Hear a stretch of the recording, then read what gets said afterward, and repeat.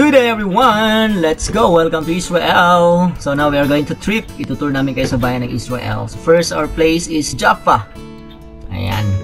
Yan po yung mga ogi. Dito po kami ngayon sa house is Simon the Tanner. And then we travel again and go to Caesarea Maritima. Dito po nanood kami ng history ng Caesarea. Napakahalaga mga kapatid. Dito po na-converts yung unang Gentile na si Cornelius. Ayan, with Pastor Aris, yung aking tatay. At syempre, nagkaroon kami ng picture taking. And then, ayan, syempre, dapat hindi mawala yung mga pag-picture. And then, ang ganda ng place na ito mga kapatid. So, that is the auditorium yata, no? So, ayan. And then, we go to Galilee para mamahinga. At syempre, dito po kami sa hotel mga kapatid na tumira. Nakalimutan ko na kung anong pangalan ng hotel na ito.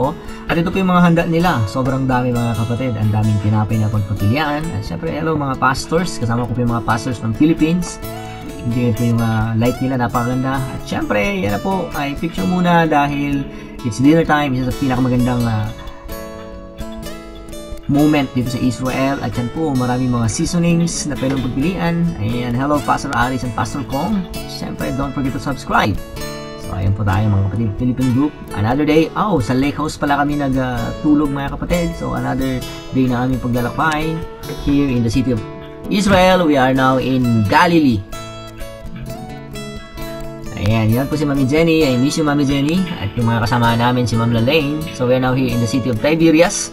Ito po yung isa sa mga common na ibon dito po. Dito na po kami sa Mount of Beatitude, kung saan nag-preach yung ating Panginoon ng long sermon in Matthew chapter 5. Hello Pastor Rihom. Ayan, after that nag-lunch ulit kami mga kapatid dito po sa Tiberias. Ang kinain po namin ay syempre napakagandang tilapia. Ayan, nag-birthday rin si Ma'am Kay. And then we go to Dead Sea. Ayan, lumutang-lutang si Pastor at yung mga iba pa niyang mga kasamahan dahil first time na na-experience yung paglutang ng Dead Sea mga kapatid. Kahit gaano kakabigat, kaya ka lumutang, di ba? So ayan nga mga kapatid, after ng Dead Sea ay we go to Elon Moreh. This is one of the biblical mountain mga kapatid dito po sa Samaria. And this is the location where God promised Abraham that He will multiply his descendant and will make him like the stars.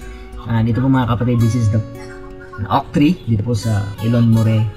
And napakaganda dito yung lugar na ito kasi nga tanaw mo yung Shechem and yung iba pang mga places dito po sa bayan po ng Israel. So ito po ay kalanyot, one of the Israel national flower. And marami ka makikita mga wildflowers dito. And makikita mo rin dito yung Tirsa Valley. And then we go to Mount Gerizim. This is one of the holy mountain dito po sa Nablus na pinaniwalaan na banal na bundok ng mga Samaritans during the time of Christ.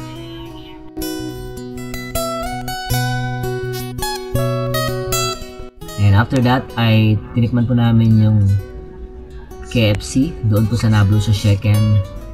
So ayan, dahil gutom na po yung mga tao, isa sa mga pinupuntahan ng mga Pilipino ay yung KFC.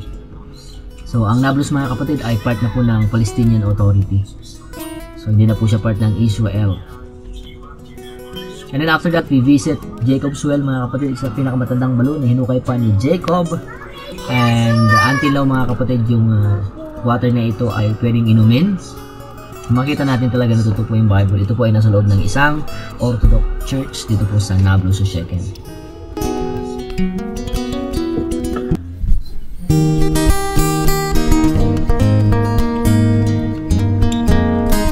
And then, sakay yung bus mga kapatid. So while we are in the bus, we are teaching the biblical significance of the land. And then we visit Hebron mga kapatid. So this is one of the place where you need to visit kasi nga dito po inilibing ang mga patriarch. Si Abraham at yung kanyang mga anak mga kapatid. So we visit the tomb of Sarah, the tomb of Abraham, the tomb of Isaac and Jacob. And after that, ito po yung tunnel going sa Jerusalem. So pinasalan po namin yung garden tomb kung saan ipinako and inilibing ang ating Panginoon Jesus. So we are now here in the place called Golgotha kung saan namatay yung ating Panginoon. Dito po sa kinusify. And then we proceed to the tomb kung saan pinaniwalaan na inilibing ang ating Panginoon Jesus here in Jerusalem.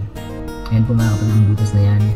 That is the biblical site of the location of the tomb of or the burial place of Jesus. So, mayroon po mga tao na nag-explain sa lugar na ito yung kahalagahan ng pagkamatay ng ating Panginoon. So, unti na po silang pumapasok para masilayan lang ang place na ito just to test that the Bible is true and our faith is true, mga kapatid. After that, we go to Mount of Olives. This is the place where we could see a panoramic view of Israel. And then here we go to Capernaum, mga kapatid. At syempre si Pastor Aris ay share ng gospel dito kasi nga it become the hometown of the Lord Jesus Christ in Capernaum. Dito rin nakita ng ating Panginoon si Matthew, which is a tax collector. And this is the old synagogue, mga kapatid, which ginamit din ng Panginoon as she preached and healed sickness. Dito siya sinabi na, dito po siya nag-share ng I am the bread of life. So ito po ay day 3. And then ito po ay cut. And welcome po sa Capernaum, the town of Jesus. And here you can buy souvenirs. And on this, ito po yung daanan, mga kapatid, papunta po sa bahay ni Peter. Kasi nga, ito rin po yung place ni Peter, mga kapatid, dito po sa Capernaum. At yan po ay ang olive. So, may mga nagpapipili sila because olive is very common here in the land of Israel. So, syempre, may magaganda ring mga ibon dito sa Israel. And this is our bus. And then we go to Tabgha, the place where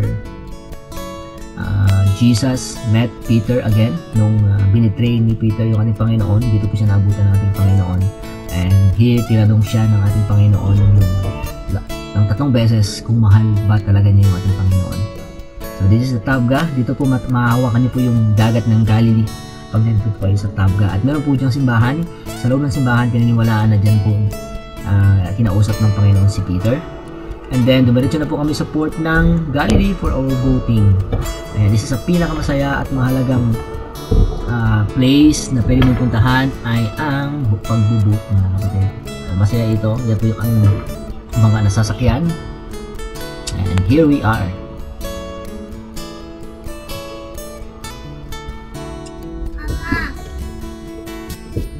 Ayan, kaya po mag-accommodate ng 50 to 100 ng isang bangka, mga kapatid, sa Israel. And then, here ay tinuruan silang sumayaw ng Jewish dance. And then, praise God dahil they allow us to fly our national flag, a Philippine flag, dito po sa bayan ng Israel. Ito po si Kamal, ang aming Arab Muslim driver. And then, binisita po namin yung isa sa pinakamataas na bundok dito sa Israel, ang Mount Arbel. Ayan, mga kapatid. So, and then we go to visit Cana dahil dito po nangyari yung unang miracle ng ating Panginoon. At nagkaroon kami ng marriage vow sa mga mag-asawa to renew their vow and commitment sa ating Panginoong Jesus. Ayan, sana all.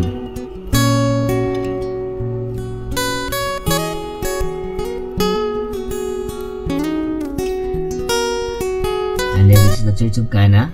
At sa loob ng church na ito, mga kapatid, makikita mo dyan yung replica ng water jars na ginamit ng Panginoon during the time of His miracle. So ito po, pinasok po namin. And after that, ay pumunta po kami sa Sunrise Hotel doon sa Bethlehem para magpahinga.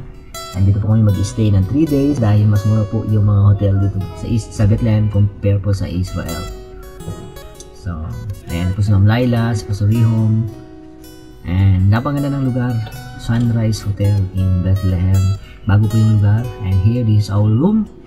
And here comes another day, mga kapatid, to travel. And this time, we are going to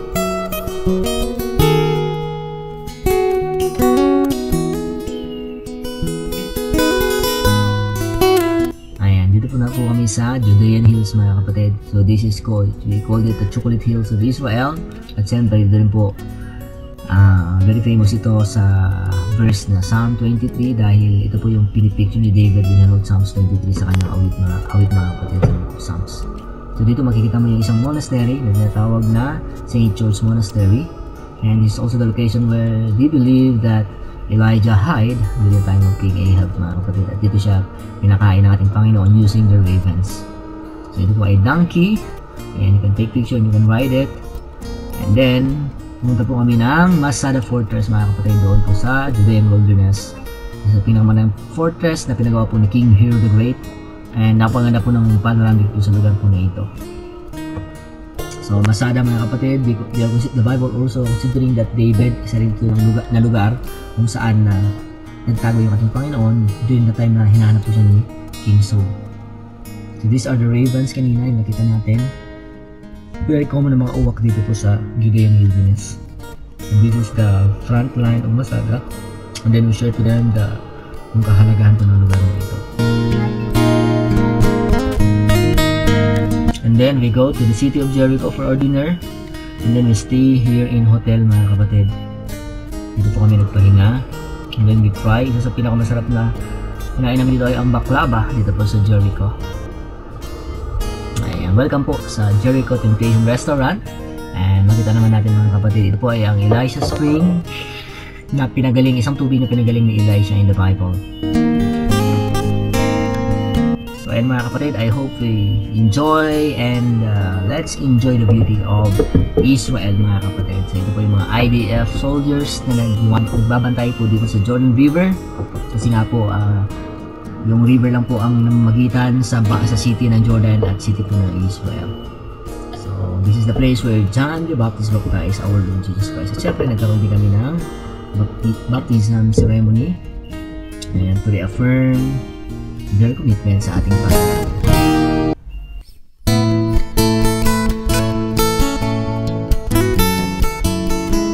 And then we go here to have relax in Jericho or in Dead Sea. Ayan. After that, nagdaya kayo mga kapatid. We go to one of the beautiful place dito po sa bayan po ng Israel, ang Shepherd's Field dito po sa Bethlehem. So this is the Shepherd's Field kung saan po nangyari yung isa pinakamagandang love story sa Bible, which is the story of Ruth and Boaz. And then we go to Wailing Wall mga kapatid sa Jerusalem.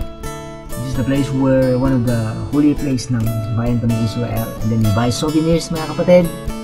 And then we enter the birthplace of Jesus doon po sa Bethlehem. And then here naman, this is the place of Via Dolorosa kung saan po nagsimulang mag-carry ng cross yung ating Panginoon. So Israel is full of biblical places mga kapatid na napakahalaga sa puso ng isang anak ng Diyos. So I hope one time praying, panalangin ko na mapasyalan mo ang bayan ng Israel and mas lalo tumibay yung pananampalataya natin sa ating Panginoon. So hanggang sa muli, see you again. Don't forget to like and subscribe mga kapatid. I-share mo rin yung video na ito. See you again. Bye.